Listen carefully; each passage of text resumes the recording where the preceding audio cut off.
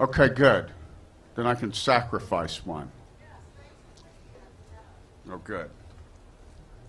So that's hit. It might as well be Wishdiak's dollar that is sacrificed. Oh, I got to turn it. Regis is doing one thing. Oh, it's almost back. The computer is updated and seems to know that its name is Asus. But that's all it knows yet. If you want to roll, I can sneak up behind you and load it when it's ready. Sure. I got to turn it back.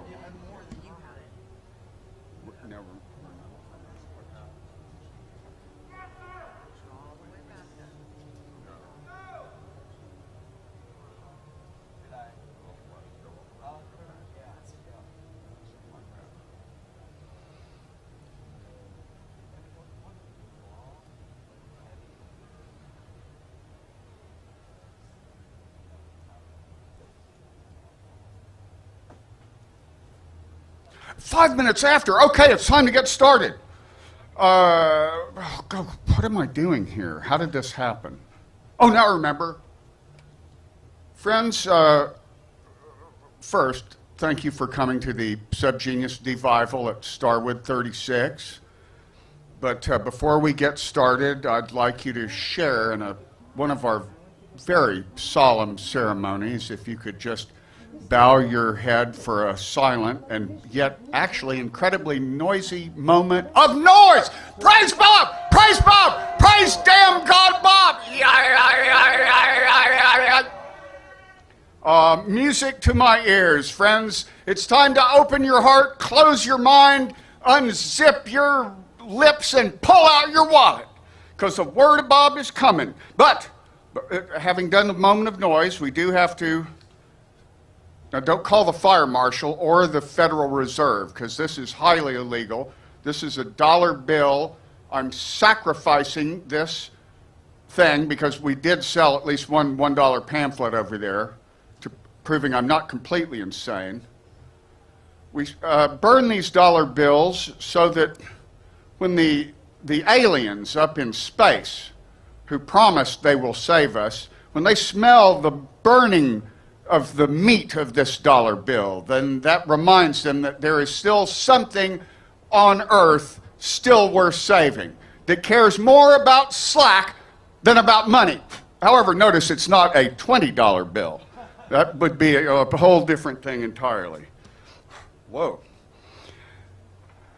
And all right, let me figure out what it is I'm supposed to do here. I usually have to read the Starwood tour guide just to see what the hell I promised to talk about. The most powerful drug, it says here. Sorry, but we can't tell you what it is. You'll have to sit through at least part of Reverend Stang's sermon to learn the secret. But be warned, he says it's not pretty. And it's not, but I'm going to make you wait longer. Stang promises also to unveil some sizzling new proclamations from the elusive slackmaster and subgenius cult guru, Cult? Well, this is a major world religion now, way bigger than Jonestown.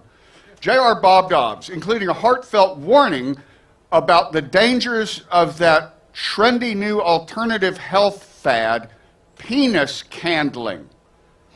Are the gods and goddesses overrated? Or is that exactly what makes them divine? These and other deep questions will be sidestepped artfully until the Q&A starts, which, due to the Q's, is usually the best part of a Subgenius Devival at Starwood. Oh, if time allows, Stang will also deliver his oracular interpretation of the Starwood guidebook and workshop list. Well, yeah, that's traditional. Oh, and the other traditional thing is I'm supposed to explain the Church of the Subgenius. Subgenius 101. Let's see how fast, because just in case there's anybody here who doesn't already know and wasn't inculcated at birth with the truth of J.R. Bob Dobbs, seen here. And there's a rather stylized, artful Bob face over there. It's a little prettier than he normally looks. Okay. In 1953, that man, J.R. Bob Dobbs, already considered by other salesmen to be a literal saint of sales, underwent a supernatural intervention. Something we call his divine immaculation. While working on an amateur television set of his own design, he was seized up in the spirit by an alien space monster calling itself Jehovah One. It has a creature that has masqueraded as a sort of a patriarchal style god and occasionally goes in drag throughout recorded history and probably a long time before. Probably the first nearsighted caveman may have been the first tool of Jehovah One. I have a theory about religion. Anyway, Jehovah One showed Bob in a vision that throughout history, the weirdos, the abnormals, the down home for real people had been put down and oppressed by, let's call them the normals, the mediocritans, the pink boys, the Barbies and Kens, the cage dwellers. You know who I'm talking about. The guy sitting next to you that you don't really like that much. Anyway, he was promised that in the year 1998, aliens from the planet X would arrive on Earth at July 5th, 7 a.m., and this event would be called the Rupture. The subgeniuses would be lifted up and rewarded for their faith by being given their own, basically, anything they wanted forever. Not bad for $35.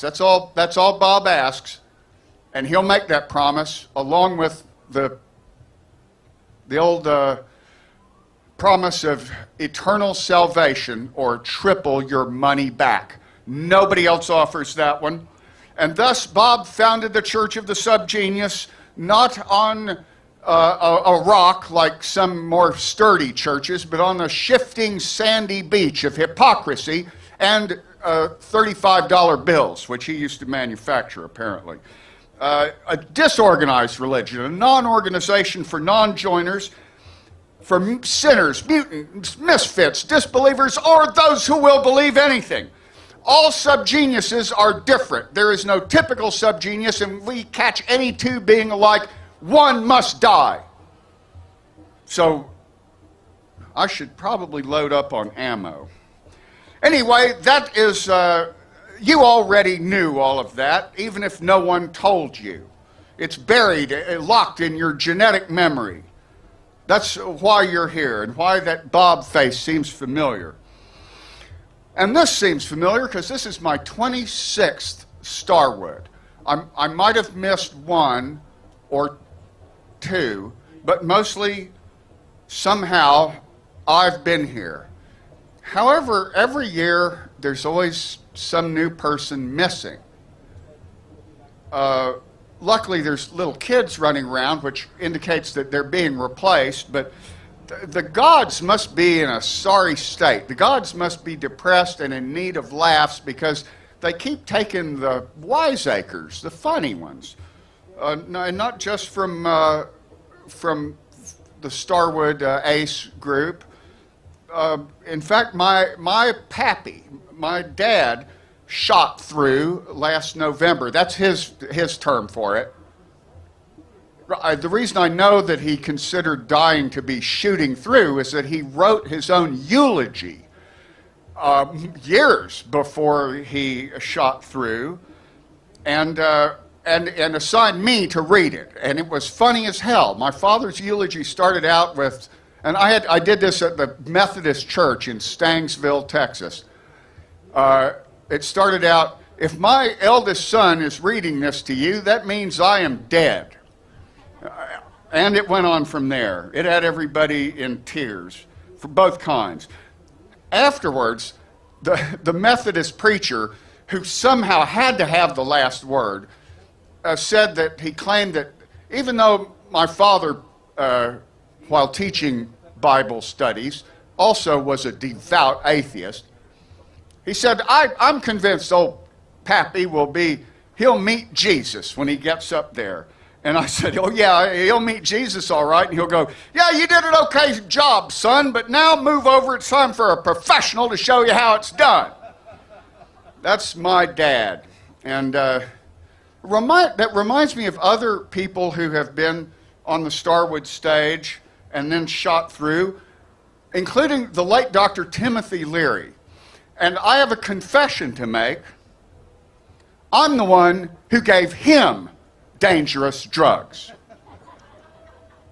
And that happened every time that he spoke here, or a couple of times in Dallas when I opened for him. Backstage, he's waiting to go on, he would sidle up to me and go, say, Stang, excuse me, I've supposedly quit smoking, but I notice those Marlboros in your pocket. Could I bum a couple of one of, shake out a few cigarettes for him? Okay, thanks. Yep, I'm the one who gave Tim Leary the really dangerous drugs, just when he was trying to quit. I don't know if he ever did. I sort of hope not, just out of some peculiar twistedness. I did quit. Now, one of the things we promised here, for those of you who've already heard everything I just said, was some new sacred slogans. And we have plenty of those because here in the Church of the Subgenius, it's never a duh moment. That's ironical. Bob, as Reverend Taters Gumphrey said, Bob loves the sin, but hates the sinner. As Dr. Legume said, slack is like sex. The more you put in, the more you pull out. Now, there's another old saying, which my wife, Princess Wee Ardo, queen of all the UFOs, seen here, not running Starwood for a minute. There was an old saying that, friends, let's face it, you're getting screwed every day by the conspiracy, but you can learn to enjoy it because some ways are fun. Well, Princess Wee compressed two sayings together, one of Bob's, and changed it. Everything, and think about this too, it's true. Everything comes apart one way or another, but some ways are fun. Come worthily fun, I believe she added. And we like to think of our humble little do-it-yourself religion as a form of contagious creativity. Even if you've never been creative before, you'll suddenly think you are if you hang around the church long enough, and by golly, you might actually be. It's the touchstone of the untouchables, friends. We are what you might call caustically optimistic. In this world, you are either a peer or one of the peed. So join our peer group. Because, friends, this is, as Dr. Onan Canobite said, the 21st century laughinity group you've been seeking.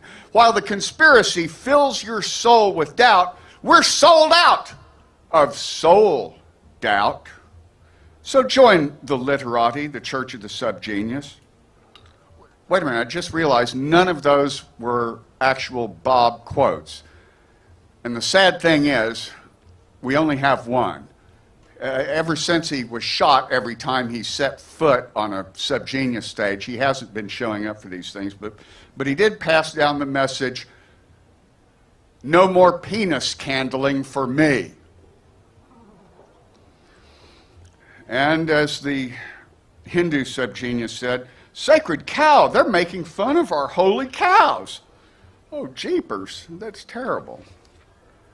Well, I promised last night at the Puffer Dome that I would talk about the monsters of wisteria. For yes, these woods harbor strange creatures.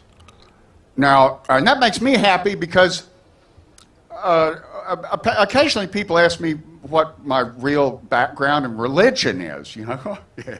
Monsters. I used to say, oh, I've returned to my childhood religion, science fiction, or comic books, but that's fancying it up too much. It's just monsters. Monsters are often seen in their promotional materials carrying beautiful girls. That might have something to do with it too, I don't know. But I'm not the only monster lover. If you think about it, a lot of the world's most basic original literature are stories of monster hunts. Gilgamesh, I think, is one of the first recorded written stories, and that's a monster hunt story. Beowulf, the oldest known novel or whatever in the English language, that's a monster hunting thing. The Bible, that stars all kinds of monsters. And all the way up to Moby Dick, which, if you think about it, is really a cool monster hunt. And as I said, wisteria and this whole area of southern Ohio has its share of monsters. Now, of course, so you say you thought you saw some kind of a monster. Well, you know, the human mind plays funny tricks on us sometimes. But come on now, this is the modern age. We have telescopes and microscopes. We know there's no such thing as... That's how it often goes, friends. So, you know, you've probably seen flyers that Wisteria hands out warning you about the Candiru toads. Walk down the trail, just be careful about where you decide to make water because they are very accurate, if tiny, hopping and venomous creatures related to the famous snakes of the Amazon.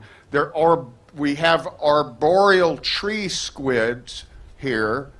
They're not as sexy as the prairie squids. They can be used for that, but they're venomous. And whether or not you debeak them before you have your way with them, or whatever you people do with them now, they still will hurt you. So avoid, if you don't know the difference between an arboreal tree squid and a prairie squid, don't fuck it, okay? I mean, and I'm not worrying about the squid's feeling either. They love it. It's you that I'm more worried about. And of course, everyone here knows the legend, or is it, of Old Sequoia, the prehistoric giant snapping turtle that dwells at the bottom of a mine shaft in the deep end of the pond where you have been swimming, maybe, if you don't mind the strange hair that it makes grow all over you, the Yeti hair. We had, was it you? Somebody, I'm not going to name names, partly because I can't remember, and I always get these stories wrong. But according to somebody, someone ran up to her and said, "That Old Sequoia thing is true. I just saw him. I saw him crossing the road at night, or one of his children." And yes, there are large snapping turtles on this land, and I heard that Charlene told us that she intercepted one heading for the pond and took it to another pond. But I've since been told that there actually are at least 3 of them in the pond, but they avoid humans who are splashing around and doing things. It's when you just kind of stop and sit there and they see a toe or some other little wiggling, nubby object. They want to swim up there and bite it. You know, they think it's food. And when one of those snapping cooters gets hold of your toe, you know, they won't let go until lightning strikes or a holy man urinates upon the back of the turtle. So don't call me, call Oberon for your tortoise peeing. There's a certain type of bear that inhabits these woods, the Ursus canola, but I'm literally not supposed to talk about that because it might trigger something. I don't quite get it. I'm old-fashioned. Feral hogs or mutated hog bear things. Somebody heard one the other night. Actually, our friend Dr. Howell heard something really large rooting around in the trash cans up the road that scared even him. He thought he didn't believe in monsters. But someone else heard this unearthly. First they heard crashing in the underbrush. Then, I'm guessing they might have smelled something weird. Then they started hearing a really weird noise. It sounded like a cross between a giant owl and a bear. And I forget what happened. Either they started to run, but out of the woods crashed my neighbor, Joe Rothenberg, with some unearthly musical instrument he had just purchased in Brazil that made those horrible noises. So, again, you thought you saw some kind of monster. Maybe you did. There are key-stealing pixies out here. I'll bet that one of you at least has had that problem. They're pixies, they're invisible, although I've heard they're really sexy, but it doesn't do you any good. And they steal car keys or any kind of really small, important objects. Glasses, maybe your phone, I don't know. They often bring them back and put them in a place that makes you feel stupid. But it wasn't you that lost them, it really was the pixies, and I've been told that by experts who've lived out here for a long time. Of course, we also have, any forest or wooded area has the Bigfoot or Sasquatch or whatever, big hairy man, ape thing.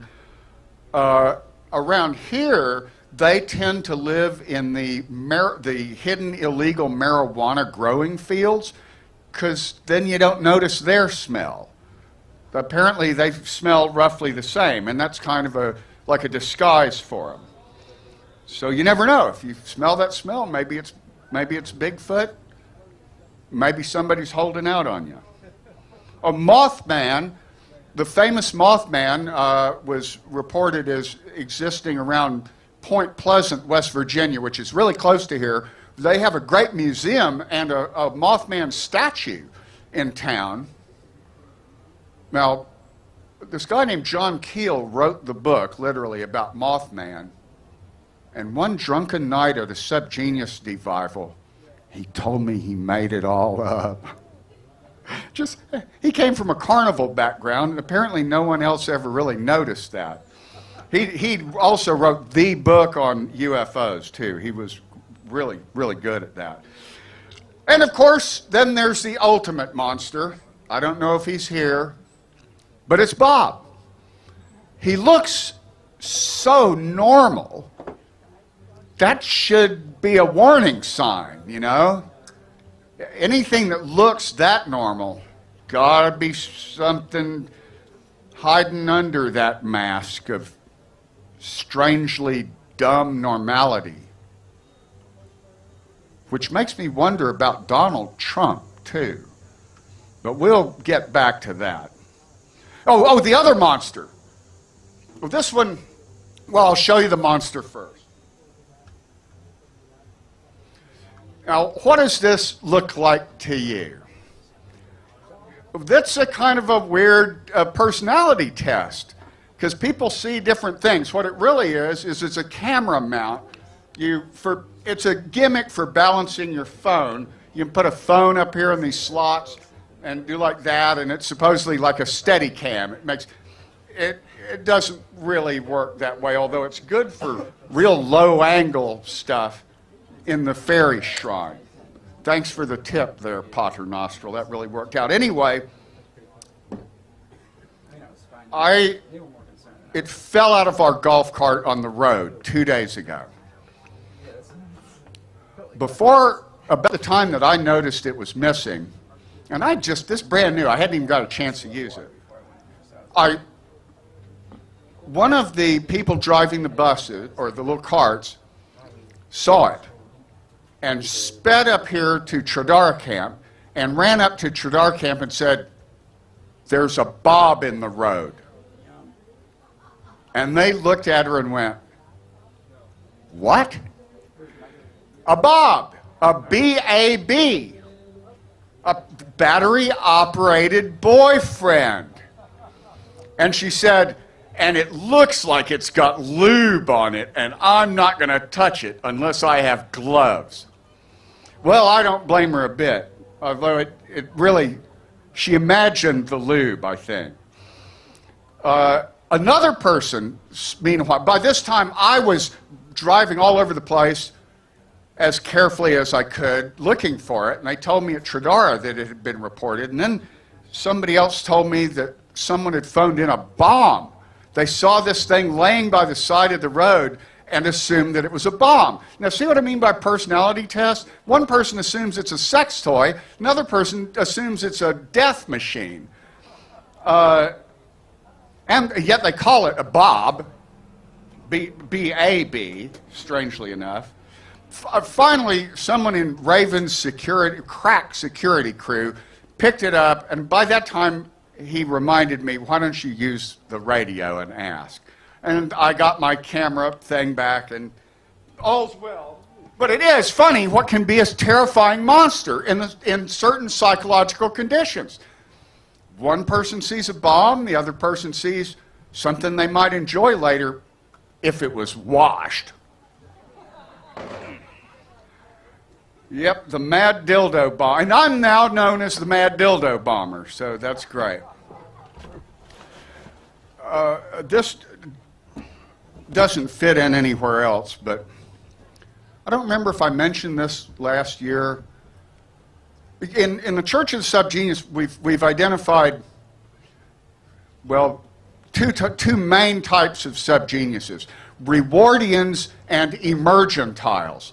There's about 10 rewardians for every one emergentile. Rewardians are the people whose idea of slack is to slack off first and then get stuff done.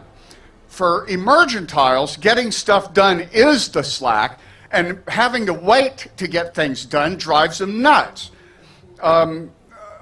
We emergentiles only take one rewardian a year, so the herd can continue.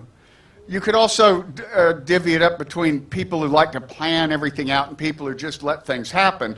And Princess, we and I decided that we're examples of one of those Ren and Stimpy dualities. In our case, I'm the mean Ren and she's the nice Stimpy, or what we call a nowist, a person who really lives in the now.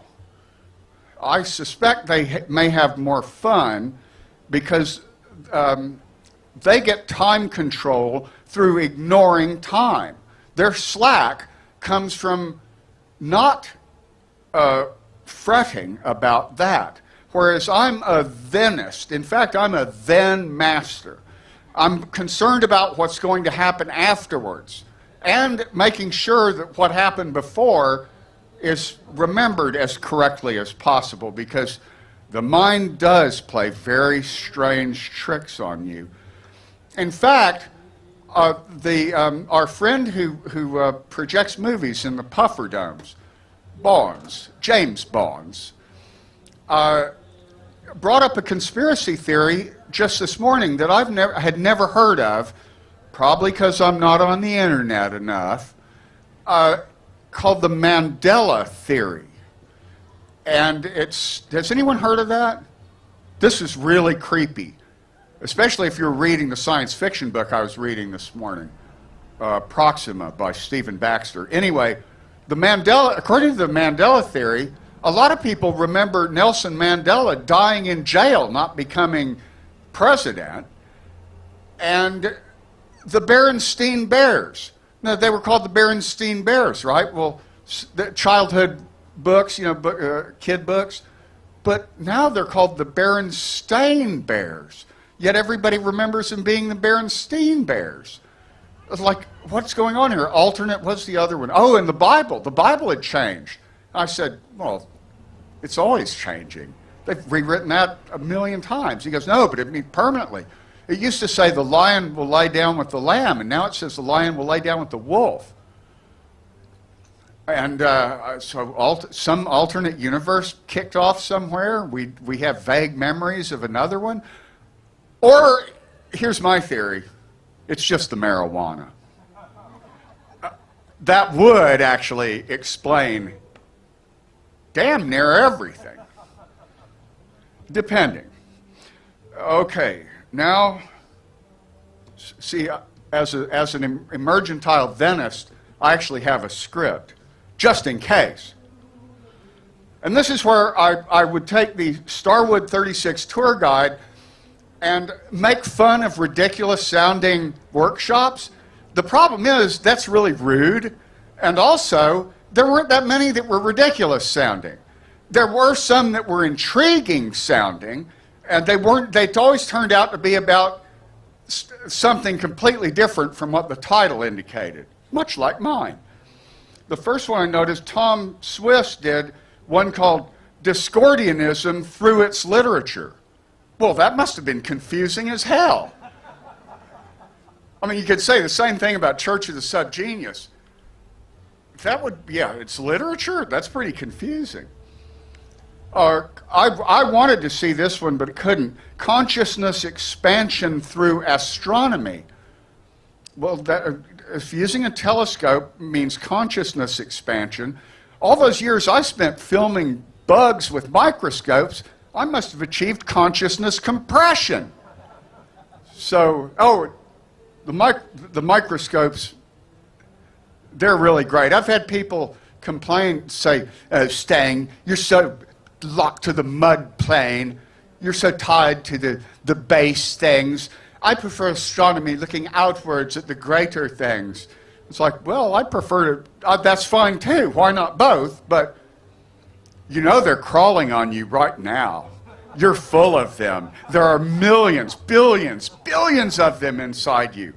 And the ones covering the ground and under the ground, they outweigh all of us surface creatures by a long shot. And consciousness compression. Look down. A true subgenius can find incredible beauty and inspiration in a handful of dirt. And that is not in any way a joke or an exaggeration. And I'm sure a lot of you know what I'm talking about. Some handfuls of dirt are more interesting than others, but there's always something in there. And if you look close enough, you'll see monsters, all right. That's why I got into it. It's like, I'm bored with all these, there aren't any more monsters. And then I looked through my kid's microscope at a handful of dirt. Oh man, there's a whole world of cool monsters down there. What else here? Oh yeah, Werewolves of Wisteria. That sounded so promising, but it's a board game. The werewolves are geeks. They might be werewolves also, but they're geek werewolves. And boy, nothing wrong with that. I'm a geek monster hunter. The Magic of Perception, that was Phil Farber's title. Yeah, that is magic, isn't it? Perception. That's a damn magicest thing I ever saw. You can perceive monsters that aren't even there sometimes. Not to mention invisible space gods. Vibrational Sound Bath, that was one I really should have. That was right over there in the Hickory Grove, and I missed it. That was the guy with the gongs, right? Is it, or am I wrong, Princess Wee? Is it the gong bath? Oh, it's different. Well, anyway, yeah, I missed it. What else here? Oh, yeah. Mommy, there's a Republican under my bed. I missed that one too, but that brings me to my big subject here.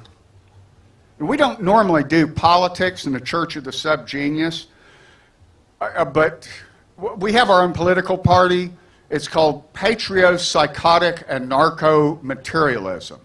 I'll say that again, patriopsychotic and narco-materialism. To sum it up, it's really pretty simple-minded. Every yard a kingdom, that's about it. Or every checkbook a queendom, I think was our old 80s joke that was added to it, but that's kind of sexist. As you can tell, it's not real well thought out. Because what do you do when you need to call a cop? Or the roads need fixing. We never crossed that bridge. It's too much thinking. But I have been thinking about another political party that might make more sense to people and would certainly have a more attractive name, the loudly complaining party. Because, despite all these prattling praybobs of positivity that you run into at places like here, you get on the internet or a normal coffee shop out in the world, and you'll find that what people most want to do is to complain. They love to complain, and this brings me to the sad description of the most powerful drug, which I'm afraid is moral outrage. Oh, people love to get butthurt. It is so habit-forming. The feeling, that great feeling of being morally superior and saying that incredibly cutting and demeaning line, and then making that decision. I could push save and sleep on it, or I could push send. Yeah, I'm gonna push send. That'll show them. And the internet, and specifically Facebook, is the filthy needle that they all share, infecting each other with a new and worse disease every day. Because there's always something to get outraged about. And it gets to a ridiculous point. And I think it's been heating up because of the elections thing and the ungodly return of, it was always here, the re-eruption of race problems in America.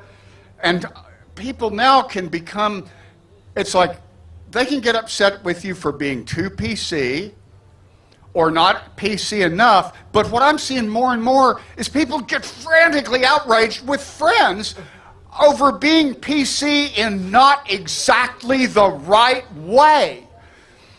It really has become ridiculous, and I'm talking on both sides of the spectrum.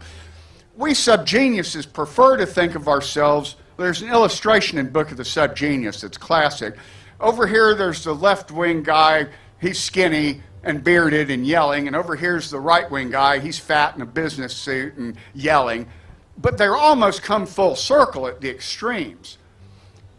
And there's some poor, pathetic, normal person down at the bottom of the circle. That's probably me. But in between those two extremes is Bob, lifting a wallet out of the pockets of each of those dumbass extremists who are so morally outraged about everything.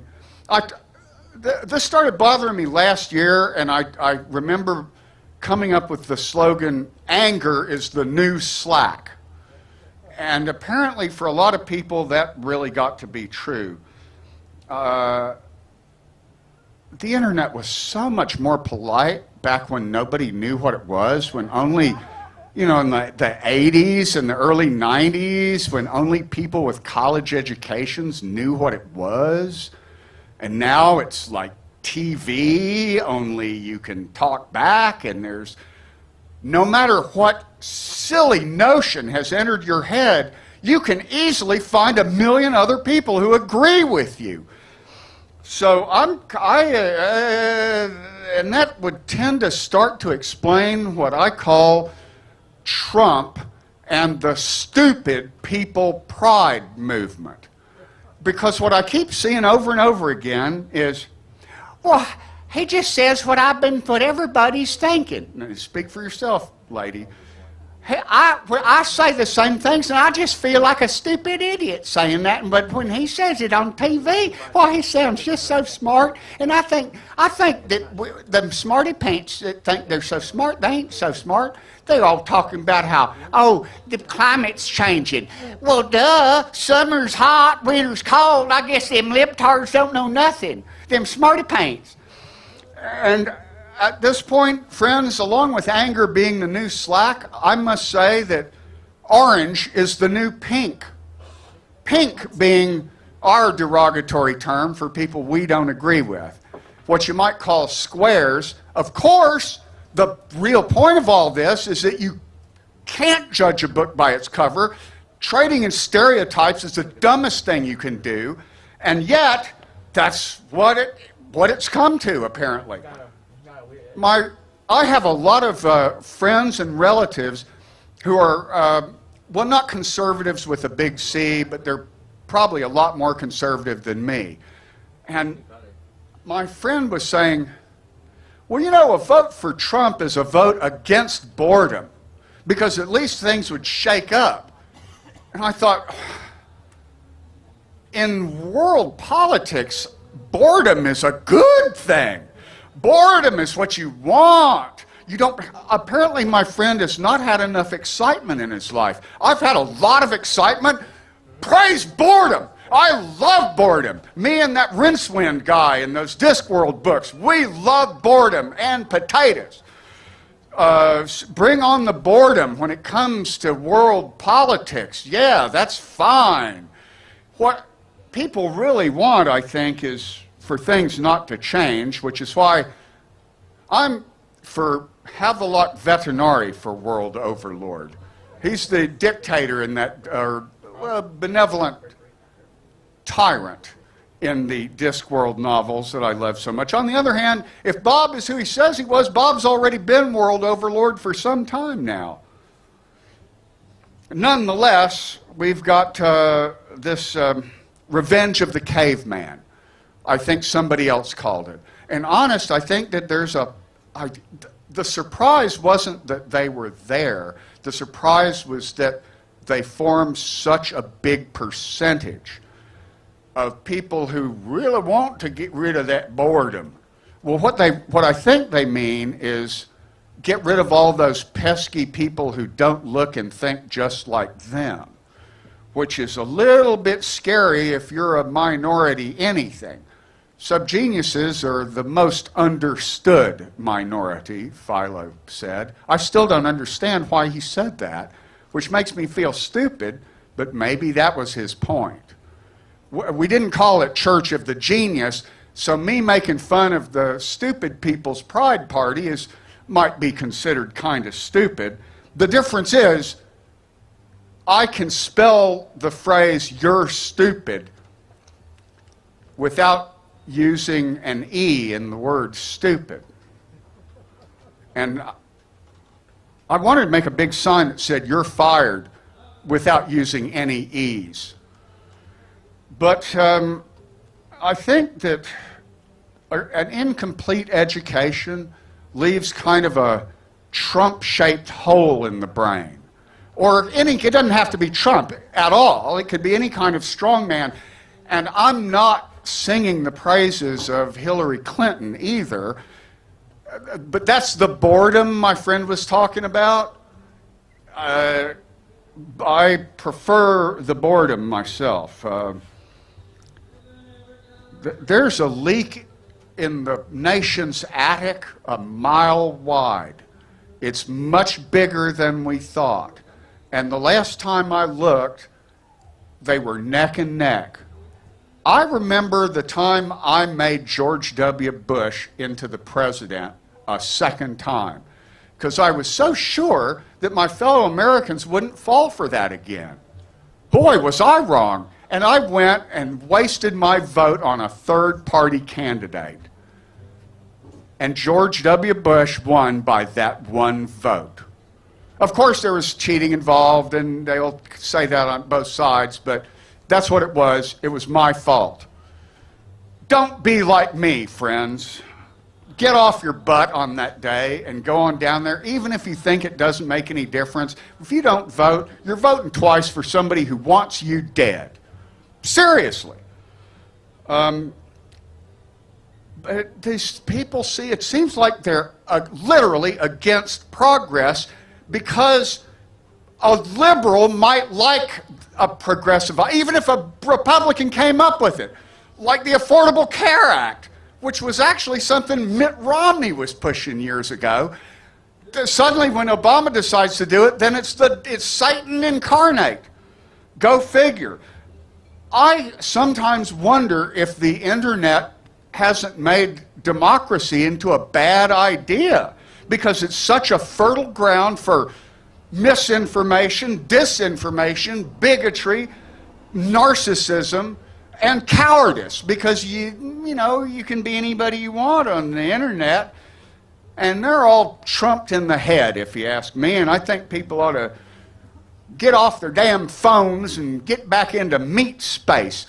I've heard that used as an insult. Oh, he's so meat space. Yeah, I'm a meat space kind of guy. That's where I was born, and where most of my fun happens.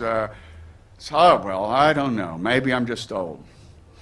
Oh, and now here's where I announce the thing that Princess Wee doesn't want me to say every year. The real title of my sermon. Last year the title was, the secret title, which I revealed in the end, was Astrology and Autism. The secret title of this one was going to be When Psychics Have Car Wrecks. Okay, we've got 10 minutes, about 20 minutes left. And that's good because I have somebody else's rant. I'm going to read to you. I usually don't like to just read, but this is a really good one. It's not written by me. It's written by the good Reverend Roger of Tucson, Arizona.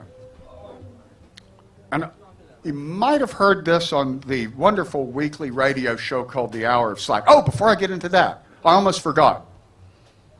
Speaking of the elections, are you going to feel embarrassed afterwards no matter what happens? We've got a solution. Don't blame me, I voted for Bob. This big pin in red, white, and blue. Don't blame me, I voted for Bob.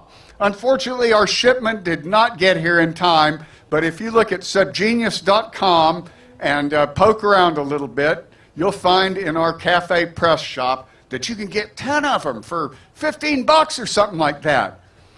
So don't waste your vote, but waste your $1.50 or whatever these cost for an excuse. Okay, the rant by the good Reverend Roger, it's a page and a half long. It's about Godzilla and things. Distinguished colleagues, the government has been screaming at me for my whole life that crackhead Godzilla is on a bender and is screwing our collective shit royally. When I was a young man, Godzilla was a communist. Later, Godzilla was a drug-crazed maniac. Then he was a madman in a turban. Then, just a little over 10 years ago, the government came out and told us the truth. As Pogo once said, we have met the enemy and he is us. In short, I'm now told that I am the enemy, that if I talk about the Constitution, I should be watched closely. If I oppose the endless wars we get in, I'm to be put in a dossier and hassled at every opportunity. It turns out that after all these years, I am Godzilla. And dear friends, you can be Godzilla too. Yes, the government and the electorate that puts up with them is really that sick. But if I'm Godzilla and I don't want to go to reptile jail or some camp in Guantanamo Bay or the Arctic, oh, but you didn't hear that from me, then I'm going to have to be Godzilla in disguise. Everything, metaphorically, of course, falls down, catches fire, and sinks into the swamp, and yet no giant lizard to be seen. Everything does come apart one way or the other. But where's the Godzilla? Call me the enemy, will you? I'll give you the enemy, you swine, and I will not rest until I've penetrated you with my gigantic dinosaur appendage in your ear hole. I'm censoring this slightly for those under 40 people here.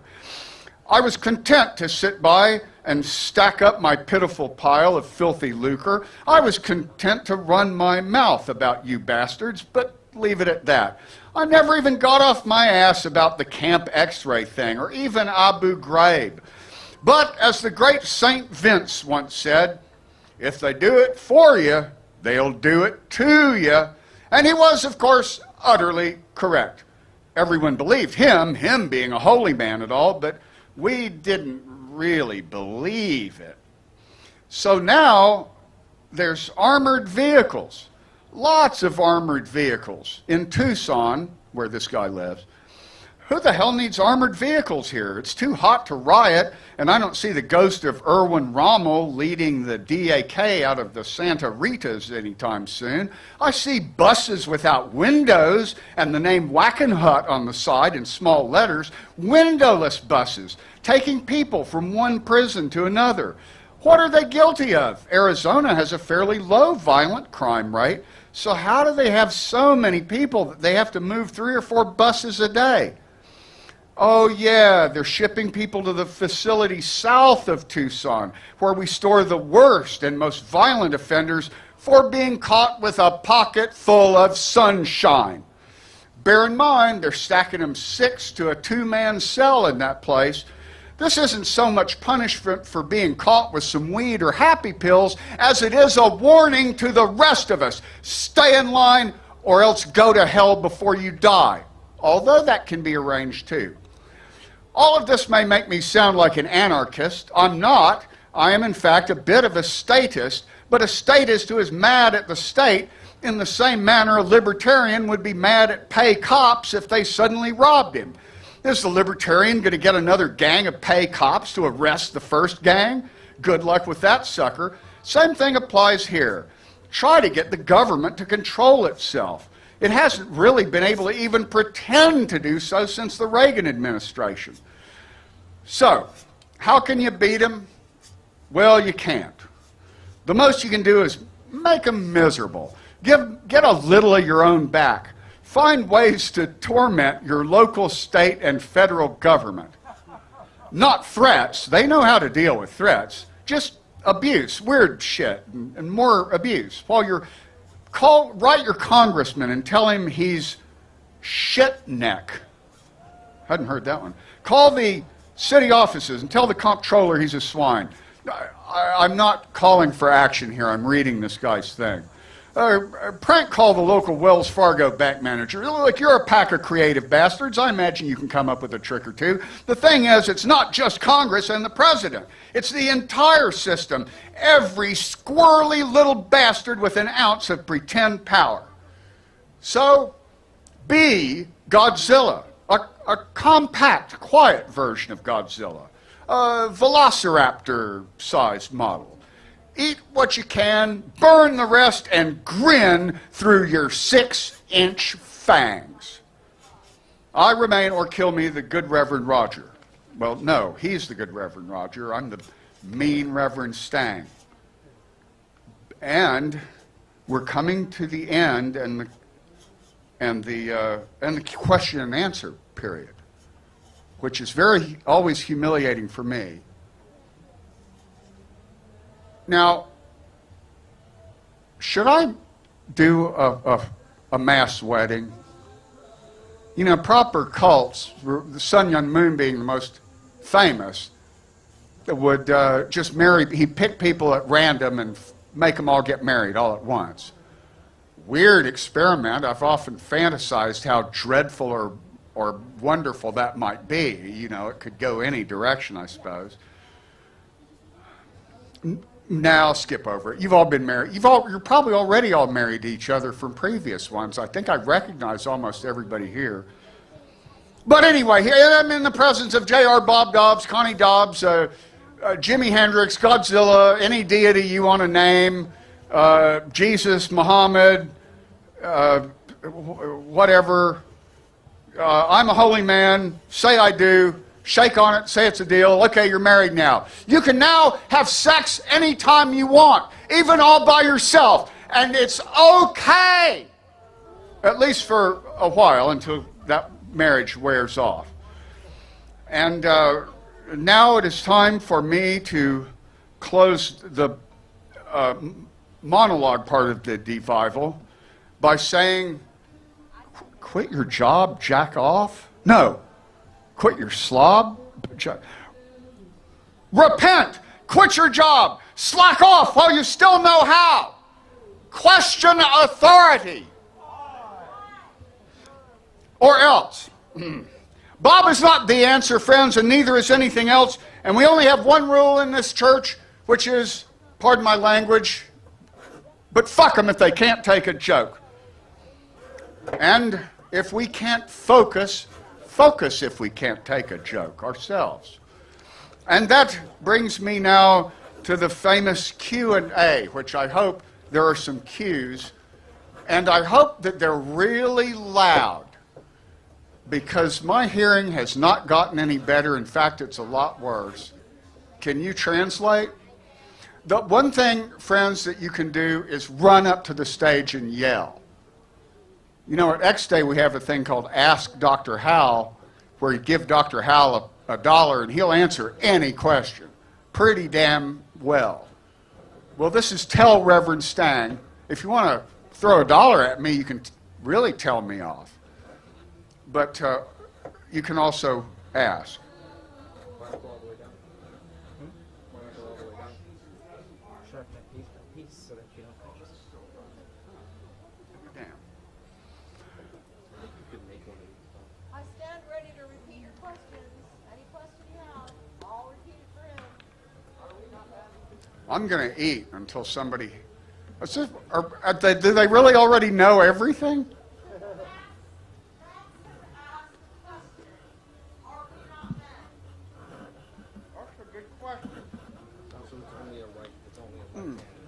Those are good peanuts, too. Yeah. Well, yeah, right-handed.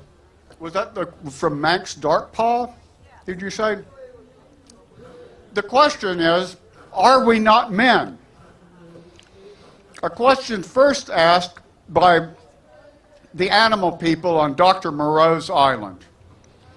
And they actually were not men. They were hideous travesties of humanity made by a mad scientist into shambling human-like figures. Not man, not beast, thing, thing. Are we not men? Using men as a general term for humanity, I'm assuming, and not the ones with peeners. The answer is no. We are subgeniuses. We are human, yes. Why not both? We can't escape from that. But we're also subgeniuses. Whereas if the non-subgeniuses, yeah, they are men. The subgeniuses are men plus or men minus. The women even more so. I'll just say that to be polite or funny or something. But are we not men? That question was then asked by the great band Devo, who also, like those animal people, were wondering, if there is no pain, then is there still law? You see, the house of pain is the only reason the laws are obeyed. Or is it? Are the laws there because they make sense? Or is it just because somebody gets a kick off of putting you in the house of pain? It is still a very good question. Ask yourself that question on voting day. Are we not men? Here, okay, another one.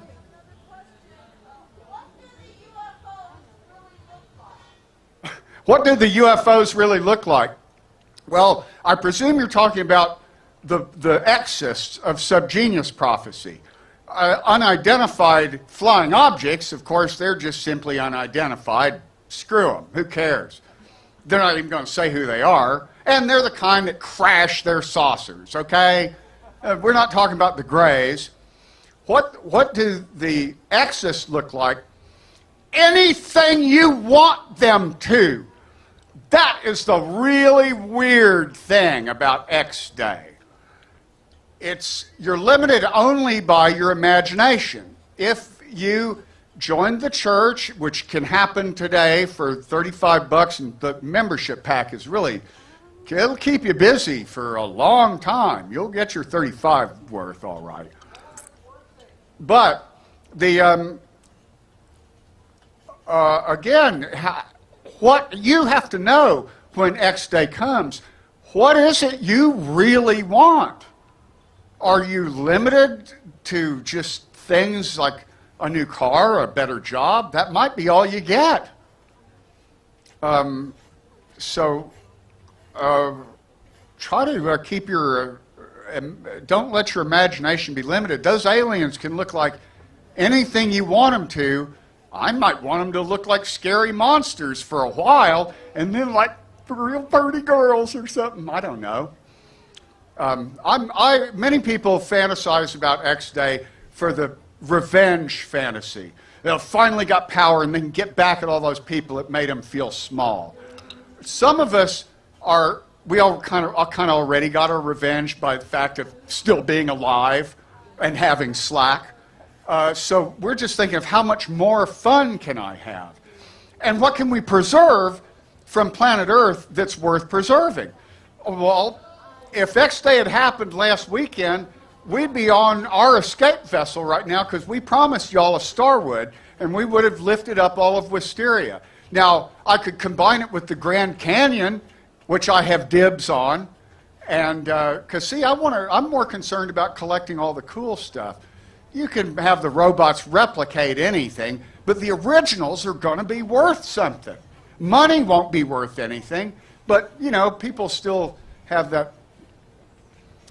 that need to compete on some level. I don't know. We got another one?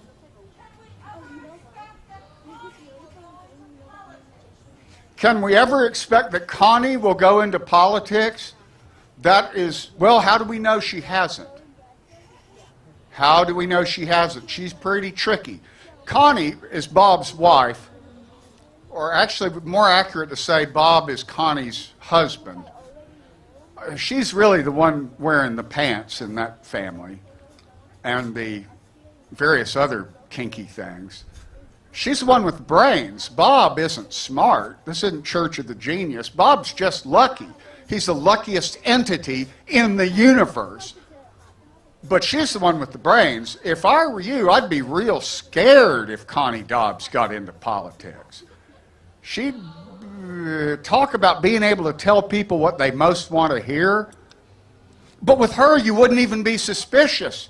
She's learned from Bob how to tell people what they most want to hear. Now, some of us, when you hear somebody telling you, like that old lady, When Donald Trump just says all the things I'm thinking, it sounds so smart when he says it, it sounds so stupid when I say it. well, it is stupid.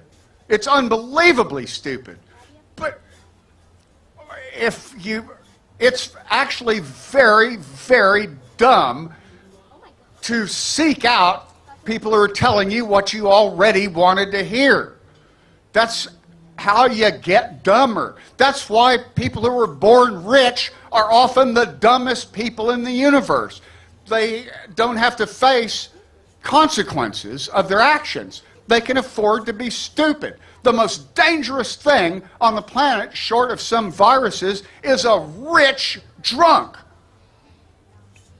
So the reason I say that is I once had a job moonlighting, videotaping debutante parties for the richest people in Dallas.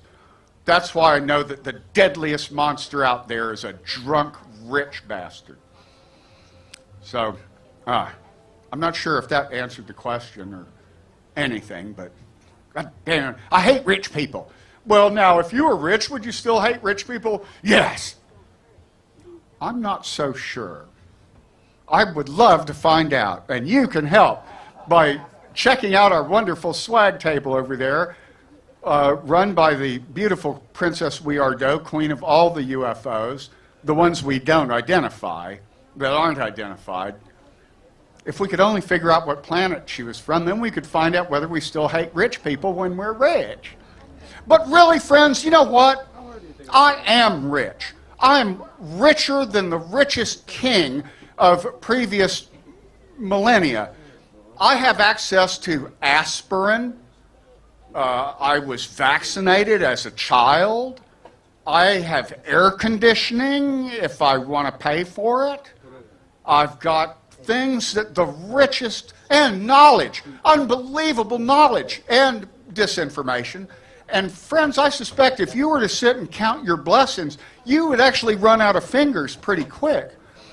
We all have problems, and those are probably not going to go away, but a lot of people focus on those and forget to count their blessings on their little fingers and toes and their calculator. Because that's easy for me to say, because I really did get slack. As well I should, because I busted ass for that bastard J.R. Bob Dobbs. He still owes me a lot of money, too. But at least I got the slack. And I got to come to Starwood 26 times without having to pay. I even used to get paid. I would get paid now, but honestly, Starwood's not as big as it used to be. After that identity theft, we lost a lot of income. And then when Jeff died, friends, you don't know how much that guy was putting in out of his own pocket, but we found out. And that's why things have changed a little bit. But they haven't changed much, and we still get slack at Starwood. We still have the bonfire tonight, and I'm going to be off work almost instantly, which means I can frop up again. Oh, one more question. What is the question? Well, that is the question, isn't it?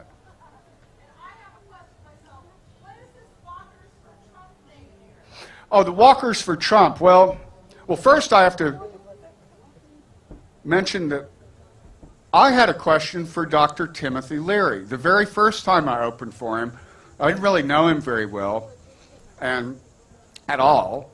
And I shyly said, I hate to bug you, but I have one question. How do you deal with the input? And he went, well, now that's the question, isn't it? That is the question.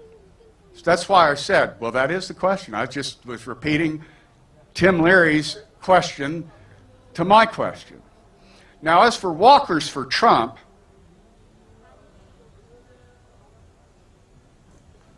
I was just really proud of this gag. And this was my costume for X Day at our themeless costume ball. And I'd originally had the idea of just walking around with this zombie mask. I started watching that show Walking Dead 10 years after everybody else saw it. And they call zombies walkers in that. And I thought it'd be cool to walk around dressed like a zombie with a sign that said Walkers for Trump. And then I stumbled upon this thing in our basement. I went, all right. Then another friend said, spray paint it white and say it's White Walkers for Trump. I didn't get it because it'll be 10 years before I start watching Game of Thrones, which apparently those are characters in Game of Thrones, White Walkers. But yeah, this is, these are horrible.